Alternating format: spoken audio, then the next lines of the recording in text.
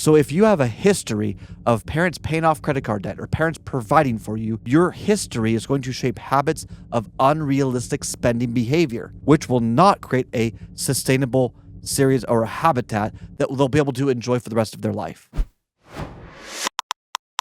Welcome to How to Retire on Time, a show that answers your retirement questions. Say goodbye to that oversimplified advice you've heard hundreds of times. This show's all about the nitty-gritty. Now, that said, remember, it's just a show, not financial advice. It's educational. So do your research. As always, text your questions to 913-363-1234. Again, 913-363-1234. Let's dive in. David, what do we got? Hey, Mike, I want to help my kids now while I'm alive. Do you have any do's and don'ts when it comes to financially helping your kids? Do's and don'ts. We're talking about adult kids here or kids that still live at home or both? Or what do we want to talk about? Yeah, what are they called now? 20 to 30-year-olds are emerging adults. They're not adults, they're emerging. Oh. And you look back, it's like, oh, that kid was 18 years old. This is back in like the 30s or 40s. Yeah. And they like owned their business, had 5 kids. I'm being facetious here, but yeah, things have shifted. The coddling of the American kid has destroyed a lot of what we are. Mm. The unrealistic expectations of how life is supposed to be has destroyed an entire generation. And to put it one step further, the idea that everyone is entitled to success and comfort, nope. You got to earn it. And things will continue to get more competitive. They will continue to get more difficult. If we kept all of our jobs here and never did this global economy, it would have been a lot easier. But we didn't. We took as many jobs as we could and we outsourced them for cheaper labor, which brought the cost of goods down, which has artificially manipulated inflation or the cost of living in our country. And now it's getting more and more difficult. So my opinion, backed by a lot of research, which I'm happy to share maybe on another time, is look at the behavior, okay? If the kid went to college because they just wanted a good job, but they studied some arbitrary thing and never could explain how they were going to get out of it, that's either on you or on them or on both of you. But what's the behavior of the kid? When I say the behavior, I mean, do they have a sense of entitlement that they're supposed to just get a job and that job's going to pay them $200,000-$300,000 a year doing, I don't know, some arbitrary philanthropic work in the middle of Africa? Well, that doesn't make economic sense.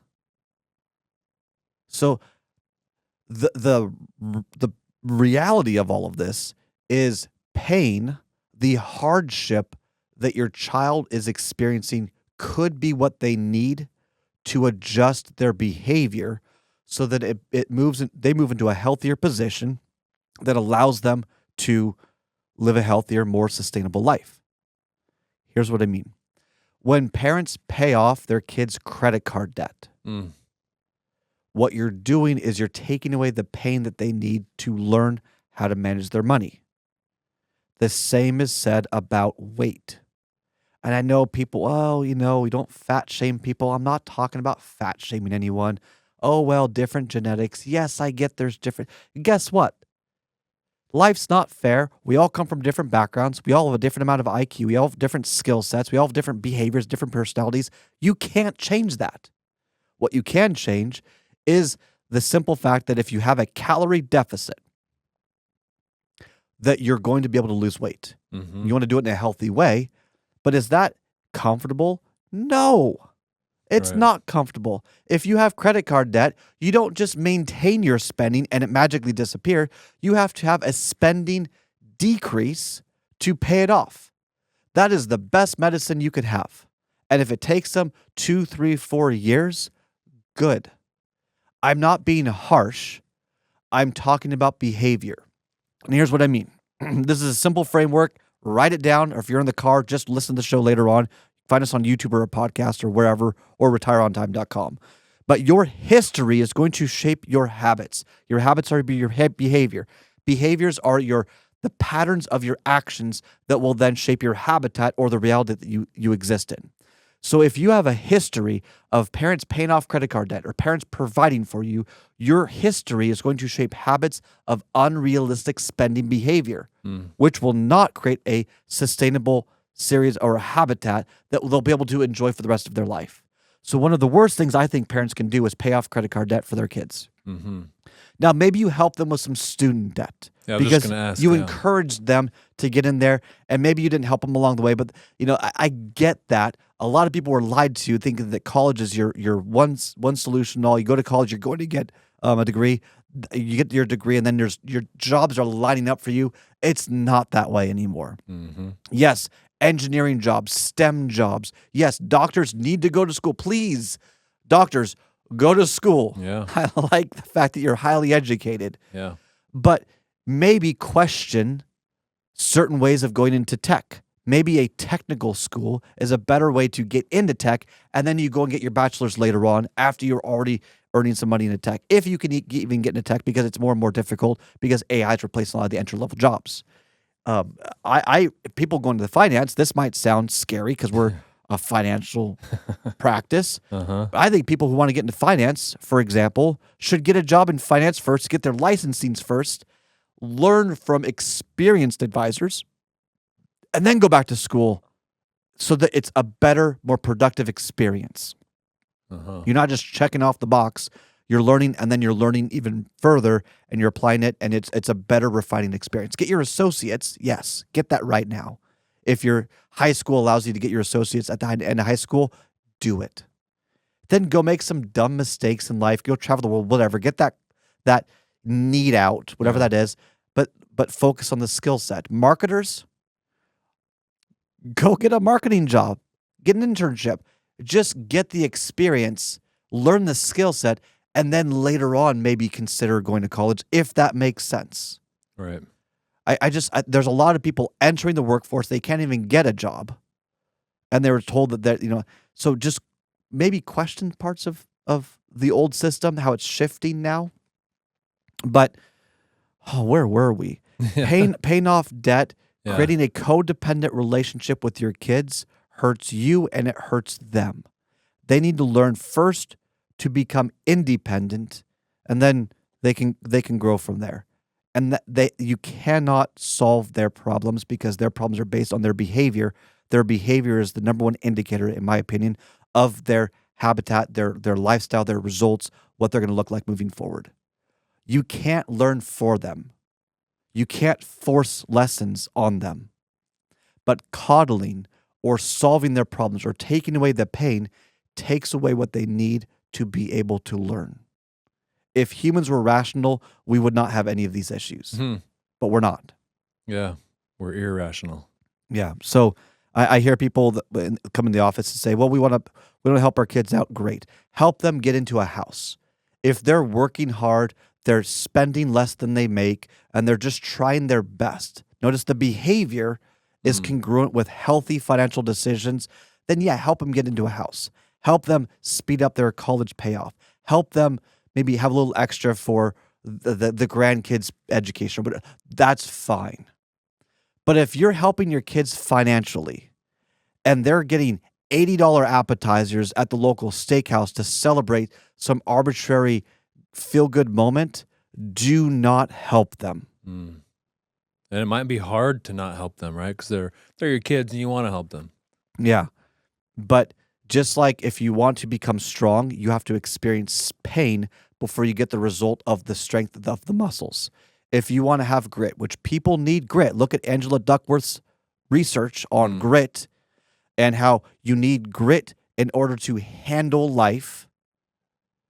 You have to go through difficult situations to learn how to have grit. Mm. What do you think, David? Yeah, I don't disagree. I don't disagree at all. It seems like a lot of this is lacking, and I don't know if it's just our American Western society or what, but we seem to be over. We're not as in the middle here on this. We're over. I don't know, compensating, over coddling. Yeah, you want to reward good behavior, not take away from pain. Yeah. So my son, he's doing Little League basketball right now. Oh. He's 5. And the stupid, I won't say that the whatever the not agency, what do you call sports association, whatever for the Yeah, kids. like a little league. Yeah. Every week, one kid gets a trophy, regardless of what they did or the outcome. Just a random kid is getting a trophy, and at the end, everyone gets a trophy. Yeah. That is so dumb. Here's why it's dumb. You're going to get a trophy randomly whether you deserved it or not. And the times you do deserve it, you don't get a trophy or you're not celebrated at all. There's no individual pursuit and collective team pursuit. It's just this arbitrary, hey, let's just randomly celebrate and focus on one person and celebrate them because they exist. Yeah. That's so dumb. And we know it doesn't work because the trophy mentality that we tried in the 90s and 2000s has destroyed, and we have the research to prove that. So what do? They're now celebrating one kid instead of every kid. It's just repackaging the same problem. And the same thing happens. Oh, let's celebrate people. Oh, you're special. You probably are special, but did you deserve the reward that you got? So my son's crying after the end of this, and I said, "Well, what did you do to deserve a trophy? Yeah. You didn't score, you didn't steal. In fact, you were actually at the end of the court dancing. You weren't even looking at the basketball. So how in the world do you deserve a trophy?" He says, "Well, they got a trophy and they didn't do anything." I said, "Yeah, the whole function's wrong. But you want an attaboy next week? So here's Yeah. what we did." This was really funny. I said, "All right, Judah, if you can get 2 steals and 1 rebound, I'll give you an ice cream sandwich." Yeah. And you know what he cared more about? He cares more about ice cream sandwiches than trophies anyway. Because what do you do with the trophy? You hang it on a wall to whatever. He really wants an ice cream sandwich. Yeah. You know what he did that whole game? He was focused. He was at the end, under the basket on the right side, because that's usually where they go in this league. Because kids are predictable in how they shoot the ball. They're always, having to go to the right.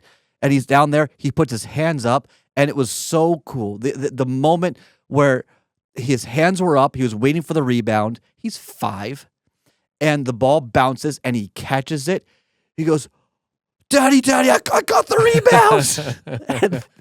and there's no backcourt pressure, so the kids all run down. It was fine, and he dribbles it. I mean, the moment, he earned it, though. Yeah. Because the last 5 times it bounced towards him, he ducked. He was scared of the ball. Now he's not as scared of the ball. Yeah. So we need to align to reward good behavior. And yeah, he got hit in the face a couple of times. That hurt. So now he's more aware of his arms. I mean, this is classic. How do you reward good behavior and set kids up for success? Don't take away their pain. Right.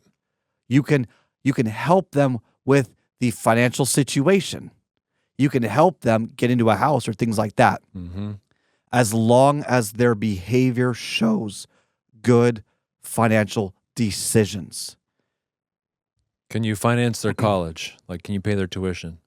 Yeah, you could. What if you're financing their tuition and they get bad grades and No. Is it okay to stop? Yes. Yeah, see, so right. There's a guy I knew who had basically a written agreement. It wasn't an official trust, but it was a written agreement that said, and this guy had a lot of money. So he was an executive at Boeing. And his daughter graduates, falls in love with some beach bum. Says, "Hey, Daddy, I want my funds." He says, "Well, look at the agreement." And the agreement says it was there to pay for college or certain things. It even joked, if you want to run off with some guy, you can't touch the funds. Says, "Daddy, that's not fair." He said, "Okay. Well, it's my money, so that's fine." Eventually, the beach bum and her got into a fight. They broke up. She went to school, married another guy, really nice man. And I was dating their youngest daughter, so whatever. But came to really love the family. Wonderful people. And her life was much better because he held a boundary with civility. Yeah. And forced her to have better behavior. It is so important for parents to do things like this.